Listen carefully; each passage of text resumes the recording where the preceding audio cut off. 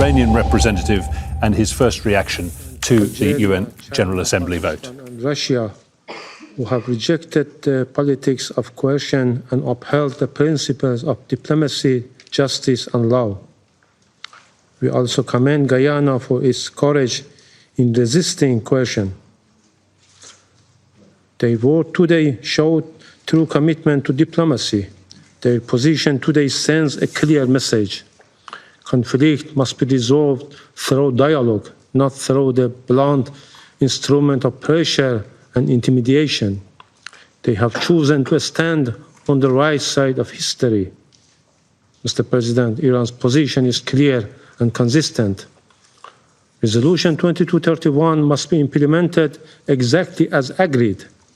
Its timelines are not suggestions, they are binding commitment. Painstakingly negotiated and unanimously endorsed by this Council. Any attempt by E3 to reimpose sanctions already terminated is not only baseless, but a direct assault on international law and credibility of the Security Council itself. Resolution 2231 and the JCPOA were hard-won achievements after more than a decade of negotiations. They settled all concerns about Iran's nuclear program, confirming its exclusively peaceful character. Iran implemented the deal in full and in good faith. No other nation has ever subjected itself to such rigorous, intrusive verification by IAEA. We kept our words. The EU, E3, and US did not. It was the United States that unilaterally tore up the agreement in 2018, reimposing sanctions in open defiance of this Council. It was the E3 that failed to meet their obligation, hiding behind empty promises while quietly following Washington lead and instructions. And now, in a striking display hypocrisy, they claim that Iran must be punished for measures we took only after years of enduring their violations. Mr. President, we categorically reject the E3 notification of 28 August 2025. It is procedurally invalid, politically motivated, and legally void. By bypassing JCPOA dispute resolution mechanism, the E3 have shredded the very framework they claim to defend. Worse still, parties lying in material breach cannot suddenly present themselves as guardians of compliance. This is not legal or law. It is opportunism camouflaged as legality. Iran's remedial measures were neither reckless nor unilateral. They were calibrated, transparent, and fully consistent with our right under the JCPOA.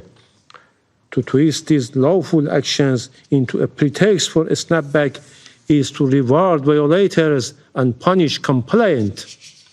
Mr. President, this traversely unfold against the backdrop of blatant aggression. Iran's safeguard nuclear facilities have been attacked, not in secret, but openly, by Israel, a rogue regime, and by the United States, a depository of NPT. Facilitates under IAEA monitoring were bombed in violation of every principle of international law and the very foundation of the non-proliferation regime.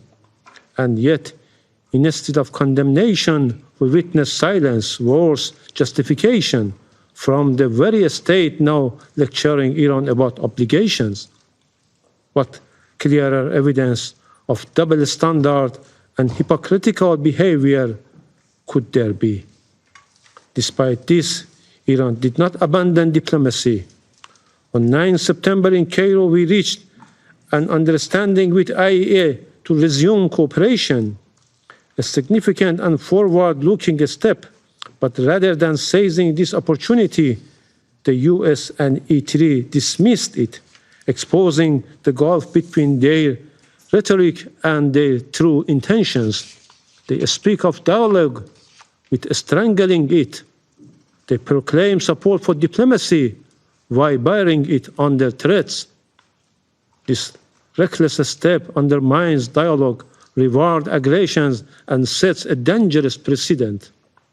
Mr. President, E3 and the US, in coordination with Israel, are spreading false claims that Iran's nuclear program threatens peace and security. This is a fabrication. Iran has not breached the JCPOA, the NPT, or its safeguard obligations. Our nuclear program remains entirely peaceful. Even the impartiality of this Council has been compromised.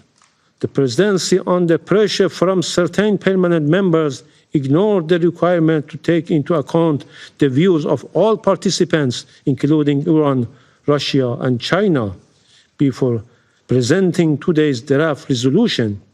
This requirement is explicitly stated in paragraph 11, Resolution 2231, and even in the President's draft.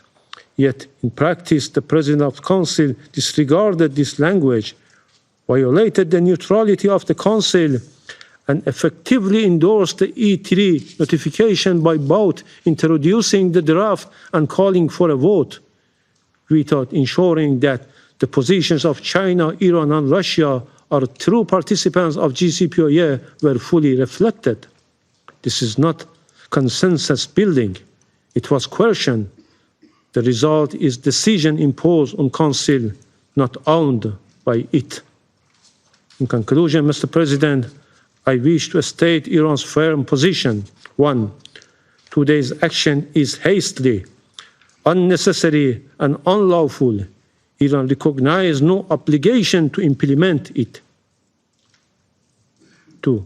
The responsibility for its grave consequences lies squarely with the United States and the E3, who fabricated allegations against Iran while enabling Israeli criminal attacks on safeguard facilities.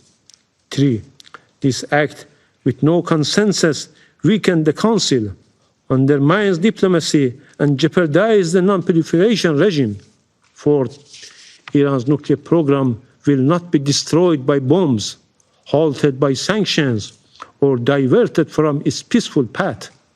The door for diplomacy is not closed, but it will be Iran, not the adversaries, who decides with whom and on what basis to engage. Mr. President, today's Council has squandered an opportunity for dialogue and consensus.